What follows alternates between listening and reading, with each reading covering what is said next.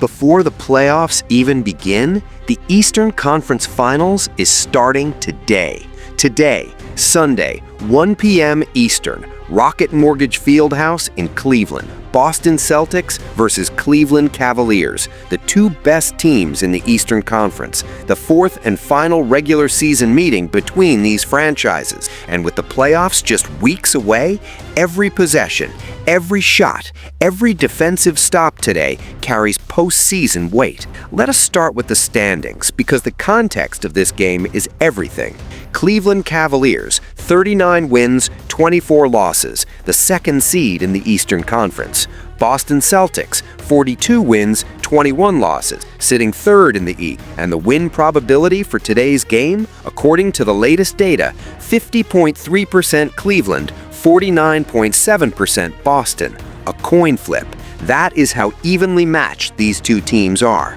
But here's what makes today genuinely fascinating. Both teams are walking into this game injured. Both teams are missing key pieces, and one of those missing pieces changes everything about how you watch this game. Jayson Tatum is back. Let that sink in for a moment. Last May, in Game 4 of the Eastern Conference semifinals against the New York Knicks, Tatum ruptured his Achilles tendon, one of the most devastating injuries in professional sports, the kind of injury that ended careers a generation ago, the kind that takes most players 12 to 18 months to recover from. Tatum did it in 10 months. He is back on the floor.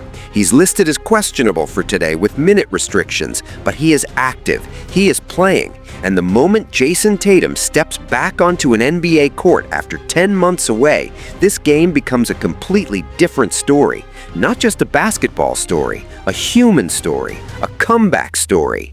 But Cleveland has its own injury crisis to manage today. Donovan Mitchell, the Cavaliers' best player, their engine, their closer, is out. Groin injury. He's missed the last 4 straight games, and his absence is not a minor inconvenience. It's a structural problem for Cleveland.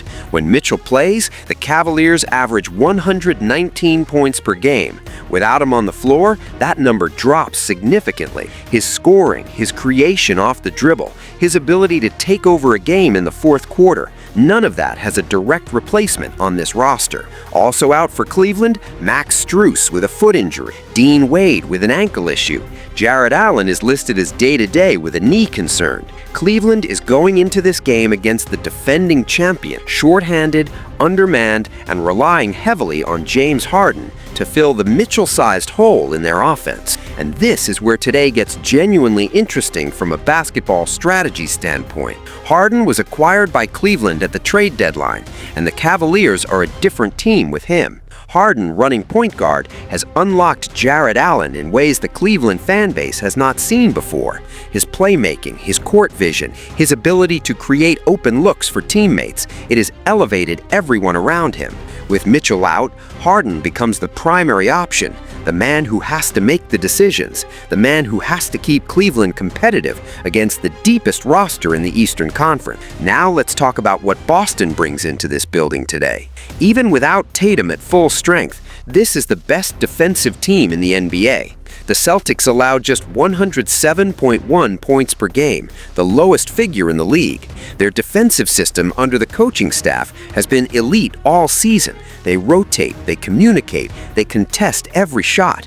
And against a Cleveland offense that is already missing its best creator, that defensive wall could suffocate the Cavaliers completely. Jaylen Brown has been carrying this team all season. In the last meeting between these two teams, which Cleveland won 123 to 116 in a game that people are still talking about, Brown put up 37 points. He's been at MVP level for stretches of this season. His scoring, his athleticism, his ability to get to the free throw line. He is the engine that kept Boston alive during all those months without Tatum. And now, Tatum is back alongside him. That pairing, when both are healthy and playing together, is arguably the most dangerous 1-2 punch in the entire Eastern Conference. And there's real history between these franchises that adds another layer to everything happening today. In the last full meeting between these teams, Cleveland came back from 22 points down. 22 points, a deficit that should have been insurmountable. Tatum that night had 46 points, 16 rebounds, and 9 assists, one of the greatest individual performances in this rivalry's recent history, and Cleveland still won. Donovan Mitchell scored 41 points, including 5 straight in the fourth quarter, to turn a tie game into a Cleveland lead that Boston couldn't overcome. That result told every serious NBA observer the same thing. These two teams are the class of the Eastern Conference, and when they meet in the playoffs, and they will meet in the playoffs, it's going to be the most competitive series of the postseason. So what should you actually be watching for today? Watch how Cleveland manages their offense without Mitchell. Harden will need to be a primary scorer and a primary playmaker simultaneously, a combination that requires immense decision-making under pressure. If he settles for pull-up threes early and they're not falling, Cleveland's offense will stall. If he attacks the basket and gets to the line, he can keep Cleveland in this game. Watch Jayson Tatum's minutes. He's coming back from an Achilles tear. He'll be on a restriction. That means the moments he's on the floor become precious. Every Celtics possession with Tatum active needs to be maximized. The coaching staff will manage him carefully, but even at 60 or 70%, Tatum is still one of the 10 best players in the NBA. Watch Jarrett Allen on the glass. With Cleveland's perimeter shooting compromised by the Mitchell absence, second-chance points become essential. Allen has been dominant all season. In a game where Cleveland needs every advantage, his rebounding and interior finishing could be the difference. And watch the fourth quarter. These two teams have played extremely tight games against each other. In games that go down to the wire, the team with the most reliable closer usually wins. Cleveland's closer is out. Boston's closer just came back from 10 months away. That dynamic alone makes the final 5 minutes of this game appointment television. So what's going to happen today? The smart money is on Boston. Tatum returning changes everything about their offensive ceiling. Mitchell being absent takes away Cleveland's best shot creator. Boston's defense is elite, their depth is superior, and historically, in the last 5 meetings between these franchises, Boston has won 4 of them. But here's what history also tells us. Cleveland does not quit. This is a team that came back from 22 points against these exact Celtics. This is a team with James Harden, a player who has won games by himself on nights where nothing was supposed to go right. And Rocket Mortgage Fieldhouse is not an easy building to win in.